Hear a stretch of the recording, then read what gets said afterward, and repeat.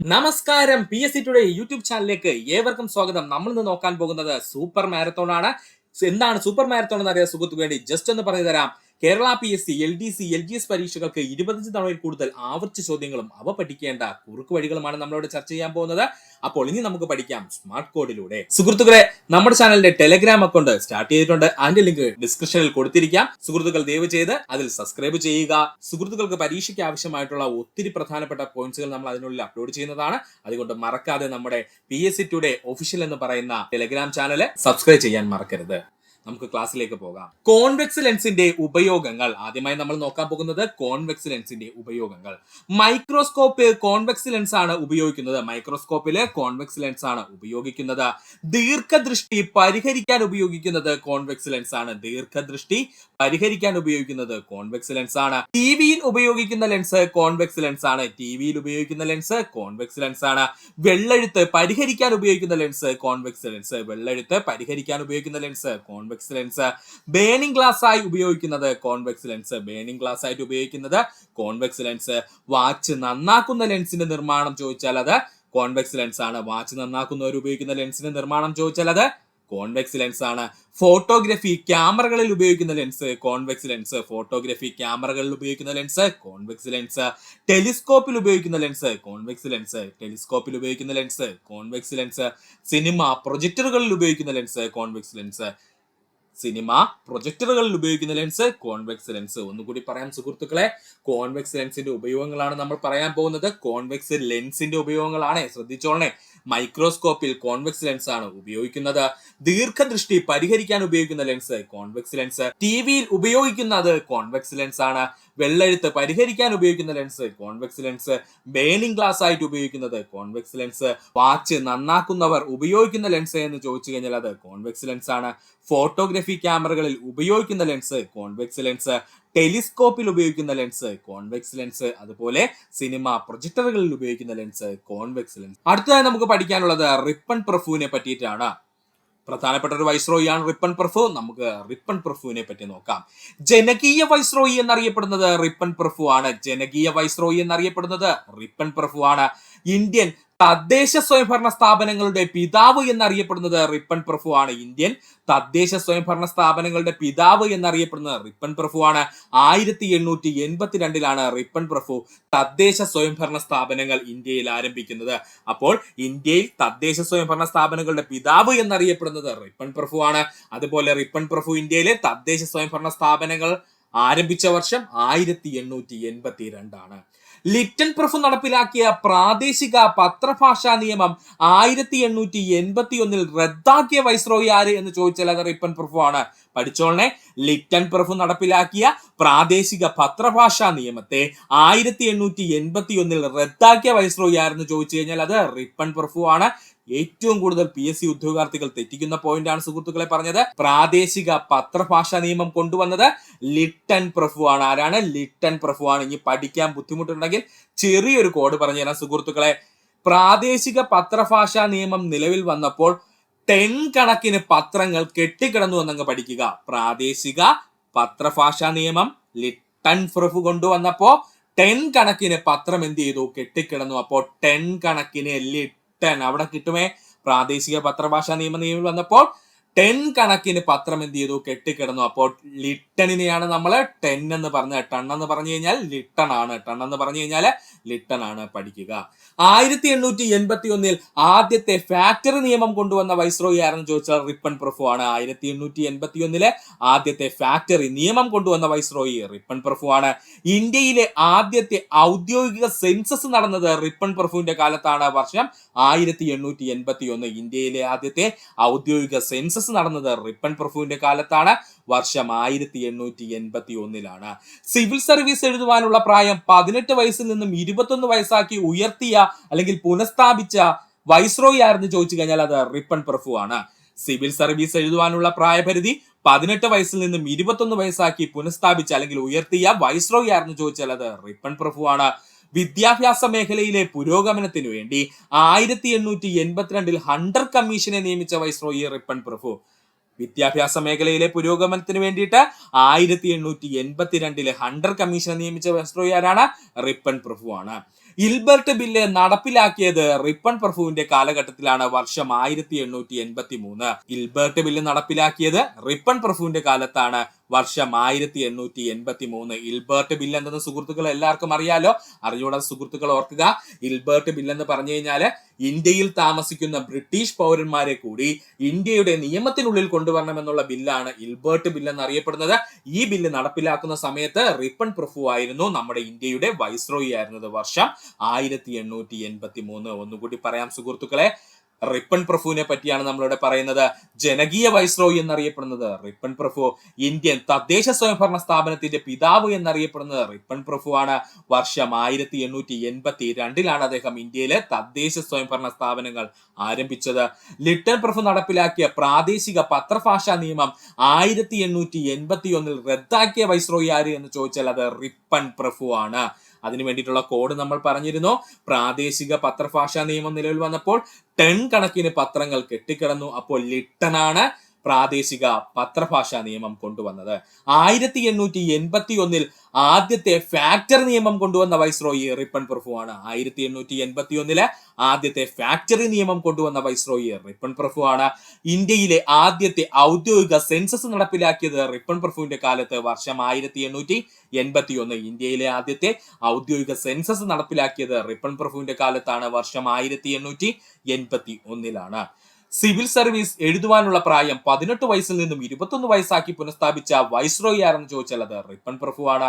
വിദ്യാഭ്യാസ മേഖലയിലെ പുരോഗമനത്തിന് വേണ്ടിയിട്ട് 1882 ഹണ്ടർ കമ്മീഷനെ നിയമിച്ച വൈസ്രോയി റിപ്പൺ പ്രഭു. ഇൽബർട്ട് ബില്ല് നടപ്പിലാക്കിയത് റിപ്പൺ പ്രഭുവിന്റെ കാലത്ത്, വർഷം 1883. ഇൽബർട്ട് ബില്ല് എന്തെന്നറിയാത്ത സുഹൃത്തുക്കൾക്ക് പറഞ്ഞു തരാം. ഇന്ത്യയിൽ താമസിക്കുന്ന ബ്രിട്ടീഷ് പൗരന്മാരെ കൂടി ഇന്ത്യയുടെ നിയമത്തിനുള്ളിൽ കൊണ്ടുവരുന്നതിന് വേണ്ടിയിട്ട് ആരംഭിച്ച ബില്ലാണ് ഇൽബർട്ട് ബില്ല് എന്നുള്ളത്. ഇത് നടപ്പിലാക്കുന്ന സമയത്ത് റിപ്പൺ പ്രഭു ആയിരുന്നു ഇന്ത്യയുടെ വൈസ്രോയി എന്ന് പറയുന്നത്, വർഷം 1883. വെള്ളായണിക്കായൽ സ്ഥിതി ചെയ്യുന്ന ജില്ല തിരുവനന്തപുരം ജില്ല. വെള്ളായണിക്കായൽ സ്ഥിതി ചെയ്യുന്ന ജില്ല തിരുവനന്തപുരം ജില്ല. തിരുവനന്തപുരം ജില്ലയിലെ പ്രധാനപ്പെട്ട കായലുകളാണ് ആക്കുളം കായൽ, വെള്ളായണിക്കായൽ, വേളിക്കായൽ, കഠിനംകുളം കായൽ, അഞ്ചുതെങ്ങ് കായൽ, ഇടവ നടയറക്കായൽ. ഇതിൽ ഇടവ നടയറക്കായൽ എന്ന് പറയുന്നത് തിരുവനന്തപുരം, കൊല്ലം ജില്ലകളുടെ അതിർത്തി പ്രദേശത്താണ് സ്ഥിതി ചെയ്യുന്നത്. അതുകൊണ്ട് ചില ടെക്സ്റ്റ് ബുക്കുകൾ ഇടവ നടയറക്കായൽ കൊല്ലം ജില്ലയാണെന്ന് പറയുന്നുണ്ട് കേട്ടോ. കറക്റ്റ് പറഞ്ഞു കഴിഞ്ഞാൽ തിരുവനന്തപുരം, കൊല്ലം ജില്ലകളുടെ ബോർഡറിലാണ് ആര് സ്ഥിതി ചെയ്യുന്നത്? ഇടവ നടയറക്കായൽ സ്ഥിതി ചെയ്യുന്നത്. അപ്പൊ ഒന്നുകൂടി പറയാം, വെള്ളായണിക്കായൽ സ്ഥിതി ചെയ്യുന്ന ജില്ല ചോദിച്ചാൽ തിരുവനന്തപുരം ജില്ല. തിരുവനന്തപുരം ജില്ലയിലെ പ്രധാനപ്പെട്ട കായലുകൾ നമ്മൾ പഠിച്ചിരിക്കണം. ഇവയെല്ലാം PSC പ്രീവിയസ് ആയി ചോദിച്ചിട്ടുള്ളതാണ്. ആക്കുളം കായൽ, വെള്ളായണിക്കായൽ, വേലിക്കായൽ, കഠിനംകുളം കായൽ, ഇടവ നടയറക്കായൽ, അഞ്ചുതെങ്ങ് കായൽ. ഇതിൽ നമ്മൾ പഠിക്കാനുള്ളത് ഇടവ നടയറക്കായൽ എന്ന് പറയുന്നത് തിരുവനന്തപുരം, കൊല്ലം ജില്ലകളുടെ ബോർഡറിലാണ് സ്ഥിതി ചെയ്യുന്നത്. അതുകൊണ്ട് തിരുവനന്തപുരം ജില്ലയിലും കൊല്ലം ജില്ലയിലുമായിട്ട് വ്യാപിച്ചു കിടക്കുന്ന കായലാണ് ഇടവ നടയറക്കായൽ. അല്ലെങ്കിൽ നമുക്ക് പറയാം തിരുവനന്തപുരം, കൊല്ലം ജില്ലകളുടെ അതിർത്തിയിൽ സ്ഥിതി ചെയ്യുന്ന കായൽ എന്ന് ചോദിച്ചാൽ അത് ഇടവ നടയറക്കായലാണ്. ഇനി ഇത് പഠിക്കാൻ ബുദ്ധിമുട്ടുള്ള സുഹൃത്തുക്കൾ വിഷമിക്കേണ്ട, നമ്മുടെ കയ്യിൽ ഒരു ഈസി കോഡ് ഉണ്ട്. കോഡ് ഇത്രയേ ഉള്ളൂ സുഹൃത്തുക്കളെ, ശ്രദ്ധിക്കുക. അനന്തൻ കവിയാണ് എന്നങ്ങ് പഠിക്കുക. കവി എന്ന് പറയുമ്പോൾ ഇംഗ്ലീഷ് എഴുതിക്കൊള്ളണേ, KAVI, കവി എന്നങ്ങ് എഴുതിക്കൊള്ളണേ. അനന്തൻ കവിയാണ് എന്നങ്ങ് പഠിക്കുക. ഇതിൽ അനന്തൻ എന്ന് പറഞ്ഞു കഴിഞ്ഞാൽ തിരുവനന്തപുരത്തെ സൂചിപ്പിക്കുന്നു. K എന്ന് പറഞ്ഞു കഴിഞ്ഞാൽ കഠിനംകുളം കായൽ, A എന്ന് പറഞ്ഞു കഴിഞ്ഞാൽ അഞ്ചുതെങ്ങ് കായല്, V എന്ന് പറഞ്ഞു കഴിഞ്ഞാൽ രണ്ട് പ്രധാനപ്പെട്ട കായല്, വെള്ളായണിക്കായലും അതുപോലെ വേളിക്കായലും. V എന്ന് പറഞ്ഞു കഴിഞ്ഞാൽ വെള്ളായണിക്കായലും വേളിക്കായലും. I എന്ന് പറഞ്ഞു കഴിഞ്ഞാൽ ഇടവ നടത്തറ കായല്. I എന്ന് പറഞ്ഞു കഴിഞ്ഞാൽ ഇടവ നടത്തറ കായല്. കോഡ് ഒന്നുകൂടി പറയാം സുഹൃത്തുക്കളെ, ശ്രദ്ധിക്കുക, ഇമ്പോർട്ടന്റ് ആണ്. അനന്തൻ കവിയാണ് എന്നങ്ങ് പഠിക്കുക. അനന്തൻ കവിയാണ് എന്നങ്ങ് പഠിക്കുക. കവി എന്ന് പറഞ്ഞാൽ ഇംഗ്ലീഷിൽ എഴുതുക KAVI, കവി എന്ന് എഴുതുക. ഇതിൽ K എന്ന് പറഞ്ഞു കഴിഞ്ഞാൽ കഠിനംകുളം കായൽ, A എന്ന് പറഞ്ഞു കഴിഞ്ഞാൽ അഞ്ചുതെങ്ങ് കായൽ, V എന്ന് പറഞ്ഞു കഴിഞ്ഞാൽ രണ്ട് പ്രധാനപ്പെട്ട കായലുകളുണ്ട്, വെള്ളായണിക്കായലും അതുപോലെ വേളിക്കായലും. I എന്ന് പറഞ്ഞു കഴിഞ്ഞാൽ ഇടവ നടത്തറ കായലാണ്. അനന്തൻ എന്ന് പറഞ്ഞു കഴിഞ്ഞാൽ തിരുവനന്തപുരം ജില്ലയെ സൂചിപ്പിക്കുന്നു. ഈ കോഡ് സുഹൃത്തുക്കൾ പഠിച്ചു കഴിഞ്ഞാൽ ഈ ഭാഗത്ത് നിന്ന് നിങ്ങൾക്ക് LGS LDC എക്സാമുകൾക്ക് 1 മാർക്ക്. 17ാം ഗ്രൂപ്പ് മൂലകങ്ങൾ അറിയപ്പെടുന്ന പേരാണ് ഹാലജൻസ്. 17ാം ഗ്രൂപ്പ് മൂലകങ്ങൾ അറിയപ്പെടുന്ന പേരാണ് പേരാണ് ഹാലജൻസ്. 17ാം ഗ്രൂപ്പ് മൂലകങ്ങൾ അറിയപ്പെടുന്ന പേരെന്താ സുഹൃത്തുക്കളെ? ഹാലജൻസ് എന്ന്. 1 മുതൽ 17 വരെയുള്ള ഗ്രൂപ്പിലുള്ള മൂലകങ്ങളെ സ്ഥിരം PSC LDCക്കും LGS എക്സാമിനും ചോദിക്കുന്നതാണ്. അതുകൊണ്ട് ആ ഗ്രൂപ്പ് നമ്മൾ ഇവിടെ വെച്ച് അങ്ങ് പഠിക്കാൻ പോവുകയാണ്. ഈസി ആയിട്ട് നമുക്ക് പഠിക്കാം. സുഹൃത്തുക്കൾക്ക് ഒരു ടെൻഷനും വേണ്ട. ഓരോ ഈസി ഐഡിയാസ് പറഞ്ഞു തരാം സുഹൃത്തുക്കളെ നിങ്ങൾക്ക്. അപ്പോൾ ഇത്രയേ ഉള്ളൂ കാര്യം. 1ാം ഗ്രൂപ്പ് മൂലകങ്ങള്. ഇനി നമുക്ക് ഗ്രൂപ്പ് എന്ന് പറയേണ്ട, ഇവരെ ഓരോ കുടുംബം എന്ന് പറയാം. അപ്പോ മൊത്തം നമുക്ക് എത്ര കുടുംബമുണ്ട്? 18 കുടുംബമുണ്ട്. ഈ 18 കുടുംബങ്ങളെയും നമുക്ക് എങ്ങനെ പഠിക്കാമെന്ന് നോക്കാം. 1ാം ഗ്രൂപ്പ് അല്ലെങ്കിൽ 1ാം കുടുംബം മൂലകങ്ങൾ എന്ന് പറയുന്നത് കലിയുള്ളവരാണ്. എങ്ങനെയുള്ളവരാണ്? കലിയുള്ളവരാണ്. മറക്കരുത്, 1ാം ഗ്രൂപ്പ് മൂലകങ്ങൾക്ക് എന്തുണ്ട്? കലിയുണ്ട് എന്നങ്ങ് പഠിക്കുക. അപ്പോൾ അവരറിയപ്പെടുന്ന പേരാണ് ആൽക്കലി ലോഹങ്ങൾ എന്നുള്ളത്. ഓക്കെയാണ്. 1ാം ഗ്രൂപ്പ് മൂലകങ്ങൾ മൊത്തം എന്താണ്? കലിപ്പന്മാരാണ്, നല്ല കലിയുള്ളവരാണ്. അതുകൊണ്ട് നമുക്ക് പഠിക്കാം ആൽക്കലി ലോഹങ്ങൾ എന്ന്. 2ാം ഗ്രൂപ്പ് മൂലകങ്ങളാണ് ആൽക്കലൈൻ എർത്ത് ലോഹങ്ങള്. 2ാം ഗ്രൂപ്പ് മൂലകങ്ങളാണ് ആൽക്കലൈൻ എർത്ത് ലോഹങ്ങൾ എന്ന് പറയുന്നത്. അവർക്ക് ഭൂമിയോട് എപ്പോഴും ലൈൻ ആയിരിക്കും. എർത്തിനോട് എപ്പോഴും ലൈൻ ഉള്ളവരാണ് 2ാം ഗ്രൂപ്പ് മൂലകങ്ങള്. 2ാം ഗ്രൂപ്പ് മൂലകങ്ങള് ലൈൻ ഉണ്ട്. ആരോട്? എർത്തിനോട്. അപ്പോ ആൽക്കലൈൻ എർത്ത് ലോഹങ്ങൾ പഠിക്കാലോ. 2ാം ഗ്രൂപ്പ് മൂലകങ്ങളുടെ പ്രത്യേകത എന്താണ്? അവയ്ക്ക് എർത്തിനോട് ലൈൻ ഉണ്ട് എന്നങ്ങ് പഠിക്കുക. അപ്പോൾ ആൽക്കലൈൻ എർത്ത് ലോഹങ്ങൾ എന്നാണ് 2ാം ഗ്രൂപ്പ് മൂലകങ്ങൾ. ഇനി 3 മുതൽ 12 വരെയുള്ള ഗ്രൂപ്പ്, 3 മുതൽ 12 വരെയുള്ള ഗ്രൂപ്പ് മൂലകങ്ങൾ അവരൊരൊറ്റ കുടുംബമായിട്ടിരിക്കുകയാണ്. 3 മുതൽ 12 വരെയുള്ള കുടുംബങ്ങൾ ഒന്നിച്ചാണ് താമസിക്കുകയെന്ന് കരുതുക. സ്വാഭാവികമായിട്ടും അവർക്കിടയിൽ എന്തുണ്ടാകും സുഹൃത്തുക്കളെ? ആക്രമണം ഉണ്ടാകും അല്ലേ? 3 മുതൽ 12 വരെയുള്ള ഗ്രൂപ്പിലുള്ള ആൾക്കാരെല്ലാം കൂടെ ഒന്നിച്ചാണ് താമസിക്കുന്നത്. സ്വാഭാവികമായിട്ടും അവർ തമ്മിൽ ആക്രമണം ഉണ്ടാകും. അതുകൊണ്ട് ഈ 3 മുതൽ 12 വരെയുള്ള ഗ്രൂപ്പിനെ വിളിച്ച പേരാണ് സംക്രമണ മൂലകങ്ങൾ.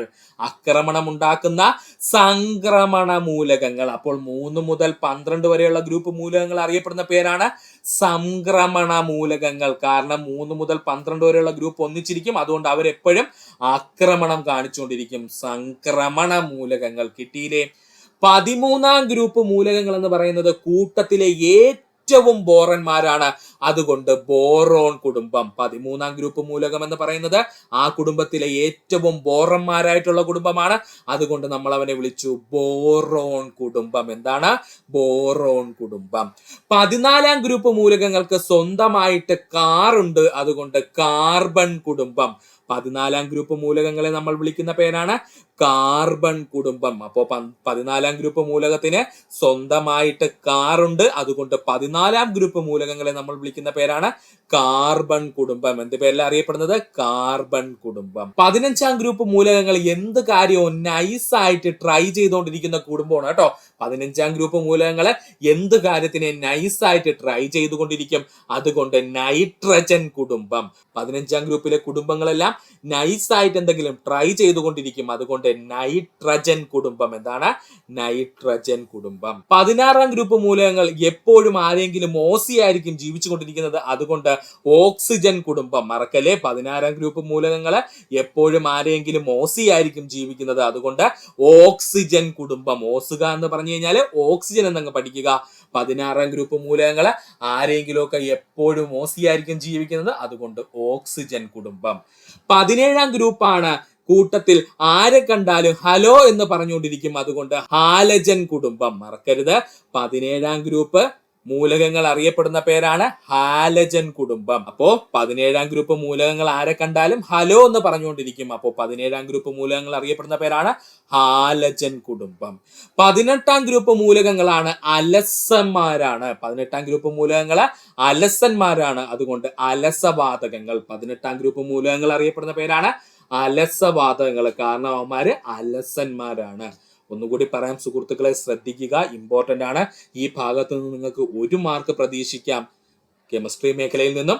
അതുകൊണ്ട് ശ്രദ്ധിക്കുക, 17ാം ഗ്രൂപ്പ് മൂലകങ്ങൾ എന്നറിയപ്പെടുന്നത് ഹാലജൻ ഗ്രൂപ്പാണ്. 1 മുതൽ 17 വരെയുള്ള ഗ്രൂപ്പും നമുക്ക് കാണാതെ പഠിക്കേണ്ടതുണ്ട്. കാരണം PSC ഇതിൽ ഏത് ഗ്രൂപ്പ് വേണമെങ്കിലും എടുത്ത് ചോദിക്കാം. അപ്പോൾ 1ാം ഗ്രൂപ്പ് മൂലകങ്ങൾ എങ്ങനെയുള്ളവരാണ്? കലിയുള്ളവരാണ്. അതുകൊണ്ട് നമ്മൾ അവരെ വിളിച്ചു ആൽക്കലി ലോഹങ്ങൾ എന്ന് വിളിച്ചു. ആൽക്കലി ലോഹങ്ങൾ എന്ന് വിളിച്ചു. 2ാം ഗ്രൂപ്പ് മൂലകങ്ങള് എപ്പോഴും എർത്തിനോട് ലൈൻ അടിച്ചുകൊണ്ടിരിക്കും. അതുകൊണ്ട് ആൽക്കലൈൻ എർത്ത് ലോഹങ്ങൾ, എപ്പോഴും എർത്തിനോട് ലൈൻ അടിച്ചിരിക്കുന്നതുകൊണ്ട് നമ്മൾ അവരെ വിളിച്ചു 2ാം ഗ്രൂപ്പ് മൂലകങ്ങളെ ആൽക്കലൈൻ എർത്ത് ലോഹങ്ങൾ എന്ന്. ഇനി 3 മുതൽ 12 വരെയുള്ള ഗ്രൂപ്പുകൾ ഒന്നിച്ചാണ് നിൽക്കുന്നത്. അതുകൊണ്ട് അവർ തമ്മിൽ എപ്പോഴും ആക്രമണം നടത്തിക്കൊണ്ടിരിക്കും, അല്ലെങ്കിൽ അക്രമം നടത്തിക്കൊണ്ടിരിക്കും. അതുകൊണ്ട് അവരെ നമ്മൾ വിളിച്ചു സംക്രമണ മൂലകങ്ങൾ. അപ്പോൾ 3 മുതൽ 12 വരെയുള്ള ഗ്രൂപ്പിലെ മൂലകങ്ങൾ അറിയപ്പെടുന്ന പേരാണ് സംക്രമണ മൂലകങ്ങൾ. കൂട്ടത്തിൽ ഏറ്റവും ബോറായിട്ടുള്ള ഗ്രൂപ്പാണ് 13ാം ഗ്രൂപ്പ്. അതുകൊണ്ട് നമ്മൾ അവനെ വിളിച്ചു ബോറോൺ കുടുംബം. 13ാം ഗ്രൂപ്പ് മൂലകങ്ങളെ നമ്മൾ വിളിച്ച പേരാണ് ബോറോൺ കുടുംബം. കാരണം അവര് ബോറാണ്. 14ാം ഗ്രൂപ്പ് മൂലകങ്ങൾക്ക് സ്വന്തമായിട്ട് കാറുണ്ട്. അതുകൊണ്ട് കാർബൺ കുടുംബം. 14ാം ഗ്രൂപ്പ് മൂലകങ്ങൾക്ക് സ്വന്തമായിട്ട് കാറുണ്ട്. അതുകൊണ്ട് കാർബൺ കുടുംബം. 15ാം ഗ്രൂപ്പ് മൂലകങ്ങൾ എന്തു കാര്യം കിട്ടിയാലും അതിനെ നൈസായിട്ട് ട്രൈ ചെയ്തുകൊണ്ടിരിക്കും. അതുകൊണ്ട് 15ാം ഗ്രൂപ്പ് മൂലകങ്ങളെ വിളിക്കുന്നു നൈട്രജൻ കുടുംബം. 15ാം ഗ്രൂപ്പ് മൂലകങ്ങൾ എന്തു കാര്യം കിട്ടിയാലും നൈസായിട്ട് ട്രൈ ചെയ്തുകൊണ്ടിരിക്കും. അതുകൊണ്ട് നമ്മൾ വിളിച്ചു നൈട്രജൻ കുടുംബം. 16ാം ഗ്രൂപ്പ് മൂലകങ്ങൾ എന്ന് പറഞ്ഞു കഴിഞ്ഞാൽ ആരെങ്കിലും ഒക്കെ ഓസിക്കൊണ്ടിരിക്കും. അതുകൊണ്ട് നമ്മൾ പറഞ്ഞു ഓക്സിജൻ കുടുംബം എന്ന്. 16ാം ഗ്രൂപ്പ് മൂലകങ്ങൾ ആരെങ്കിലും ഒക്കെ ഓസിക്കൊണ്ടിരിക്കും. അതുകൊണ്ട് നമ്മൾ പറഞ്ഞു ഓക്സിജൻ കുടുംബം എന്ന്.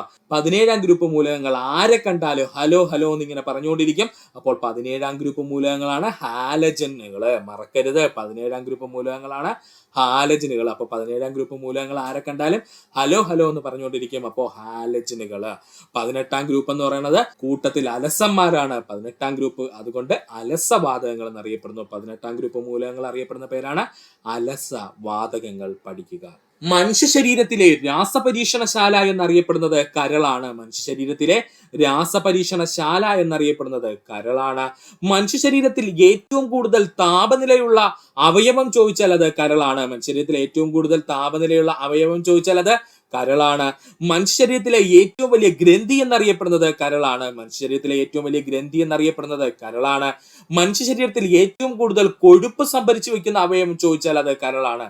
മനുഷ്യ ശരീരത്തിൽ ഏറ്റവും കൂടുതൽ കൊഴുപ്പ് സംഭരിക്കുന്ന അല്ലെങ്കിൽ സംഭരിച്ചു വെക്കുന്ന അവയവം ചോദിച്ചാൽ അത് കരളാണ്.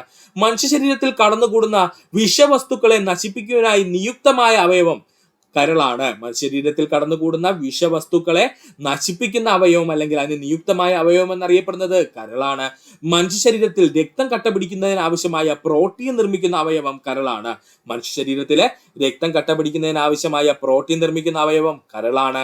പുനർജീവന ശക്തിയുള്ള മനുഷ്യ ശരീരത്തിലെ ഏക അവയവം കരളാണ്. പുനർജീവന ശക്തിയുള്ള മനുഷ്യ ശരീരത്തിലെ ഏക അവയവം ചോദിച്ചാൽ അത് കരളാണ്.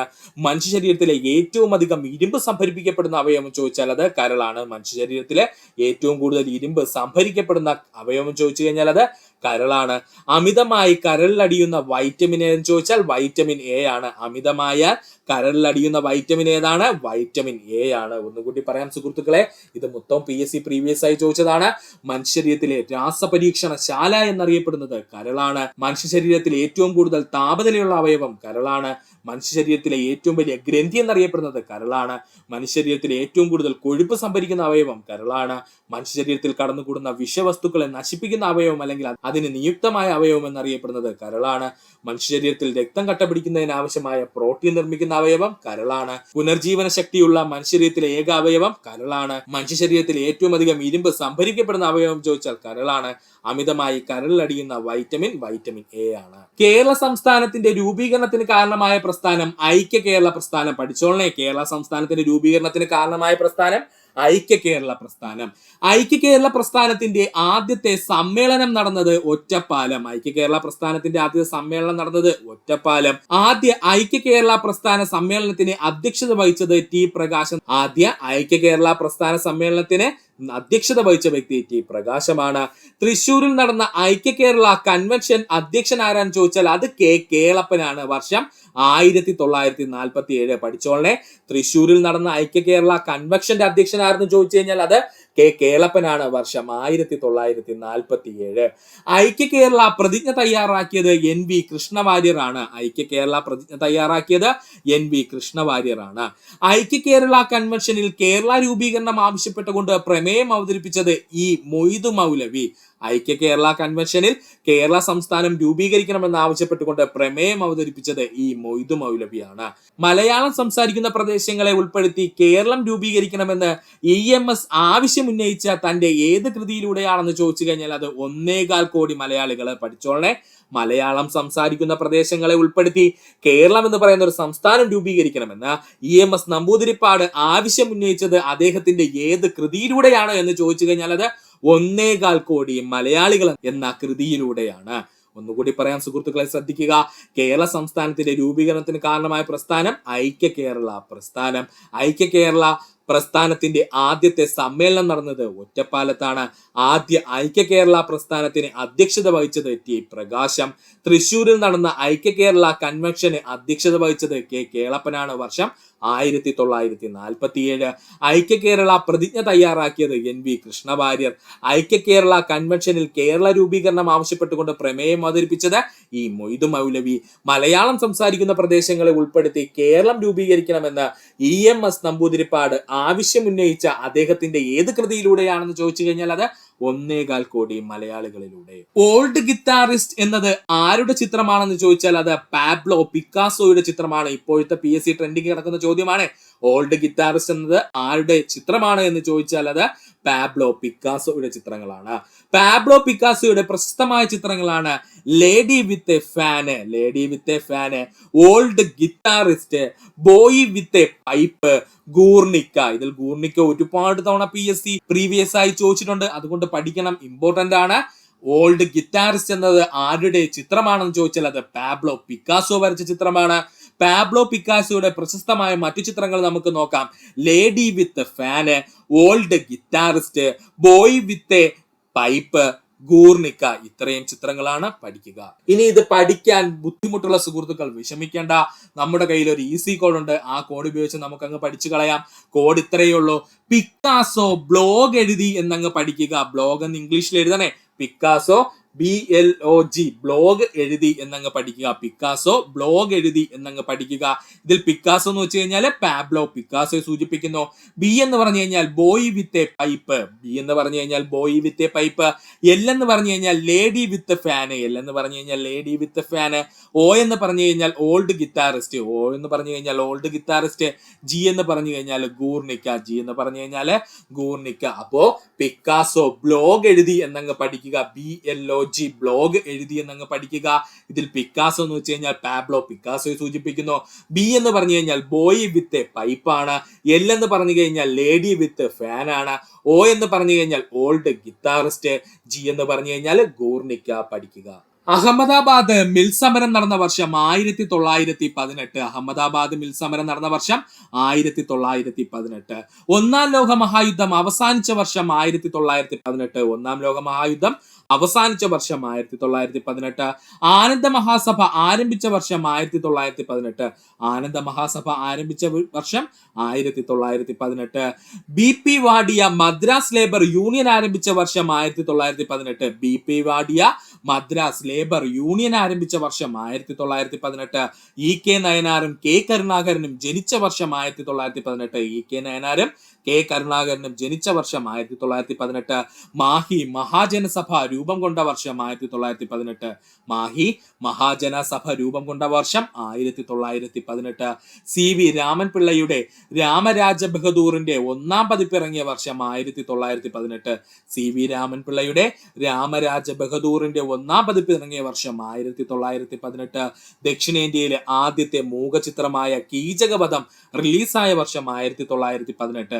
ദക്ഷിണേന്ത്യയിലെ ആദ്യത്തെ മൂകചിത്രമായ കീചകവധം റിലീസായ വർഷം 1918.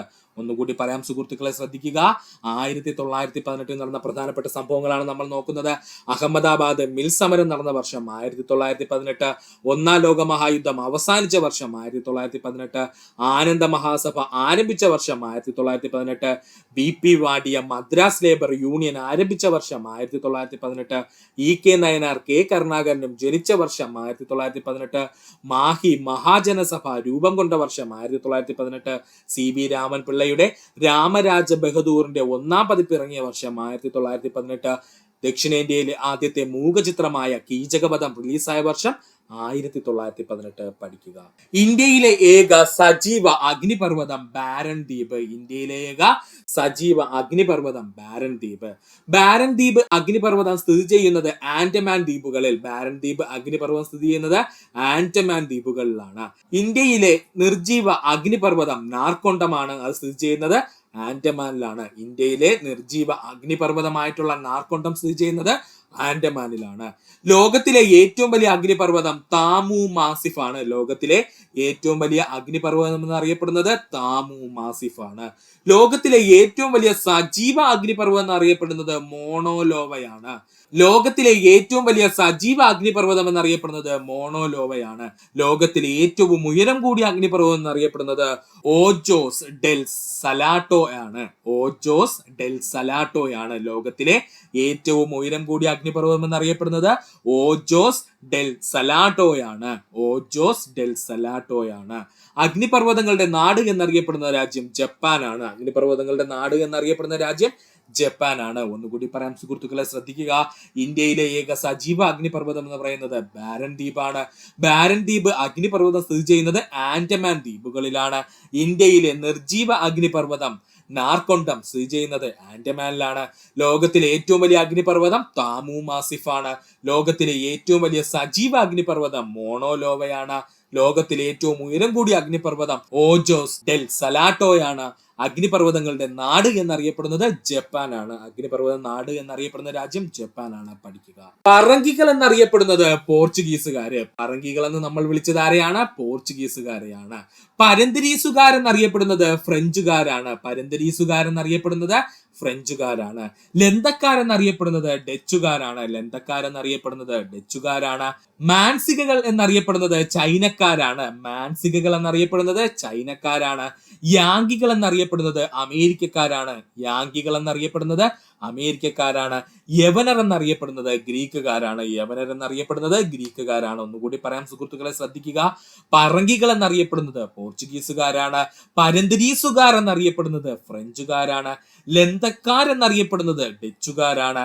മാൻസികുകൾ എന്നറിയപ്പെടുന്നത് ചൈനക്കാരാണ്.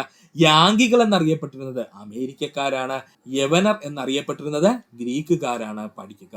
ഇത്രയുമായിരുന്നു നമ്മുടെ സൂപ്പർ മാരത്തോൺ ക്ലാസ്സിൽ നമ്മൾ നോക്കിയത്. 1-2 തവണ സുഹൃത്തുക്കൾ കോഡ് എഴുതി പഠിക്കാൻ ശ്രമിക്കുക. ഇല്ലെന്നുണ്ടെങ്കിൽ മറന്നു പോകും. അതുകൊണ്ട് നന്നായിട്ട് പഠിച്ചതിന് ശേഷം കോഡ് കൂടി പഠിക്കുക. അപ്പോൾ നിങ്ങളുടെ മനസ്സിൽ കൃത്യമായി ഇരുന്നുകൊള്ളും. സുഹൃത്തുക്കൾ, അപ്പോൾ നമ്മുടെ ടെലഗ്രാം ചാനലിന്റെ കാര്യം മറക്കരുത്. PSC ടുഡേ ഒഫീഷ്യൽ എന്നാണ് നമ്മുടെ ടെലഗ്രാം ചാനലിന്റെ പേര്. അതിന്റെ ലിങ്ക് ഞാൻ ഡിസ്ക്രിപ്ഷനിൽ കൊടുത്തിരിക്കാം. സുഹൃത്തുക്കൾ അതിൽ കയറി ജോയിൻ ചെയ്യുക. ഇത്ര നേരം ഈ വീഡിയോ സുഹൃത്തുക്കളാർക്കും നന്ദി, നമസ്കാരം. നിങ്ങൾക്ക് ഈ വീഡിയോ ഇഷ്ടമായെങ്കിൽ നിങ്ങളുടെ സുഹൃത്തുക്കൾ കൂടി ഒന്ന് ഷെയർ ചെയ്ത് കൊടുക്കുക. അതിനോടൊപ്പം തന്നെ നമ്മുടെ ചാനൽ സബ്സ്ക്രൈബ് ചെയ്ത് സഹായിക്കുക. സബ്സ്ക്രൈബ് ബട്ടൺ ചേർന്നുള്ള ബെൽ ബട്ടൺ അമർത്തി കഴിഞ്ഞാൽ നമ്മൾ അപ്ലോഡ് ചെയ്യുന്ന വീഡിയോകൾ അപ്പോൾ തന്നെ സുഹൃത്തുക്കളെ നിങ്ങൾ എത്തുന്നതാണ്. സുഹൃത്തുക്കൾ എല്ലാവർക്കും നന്ദി, നമസ്കാരം. നല്ലൊരു ദിവസം നേരുന്നു. ഈ ചാനലിന്റെ വളർച്ച എന്ന് പറയുന്ന സുഹൃത്തുക്കളെ നിങ്ങളുടെ സബ്സ്ക്രിപ്ഷനും അതിനോടൊപ്പം തന്നെ നിങ്ങളുടെ സപ്പോർട്ടുമാണ്. ഒത്തിരി സുഹൃത്തുക്കൾ ഇപ്പോഴും സബ്സ്ക്രൈബ് ചെയ്യാതെ കാണുന്നുണ്ട്. ദയവ് ചെയ്ത് സബ്സ്ക്രൈബ് ചെയ്ത് ഈ ചാനൽ ഒന്ന് സപ്പോർട്ട് ചെയ്യുക, സഹായിക്കുക.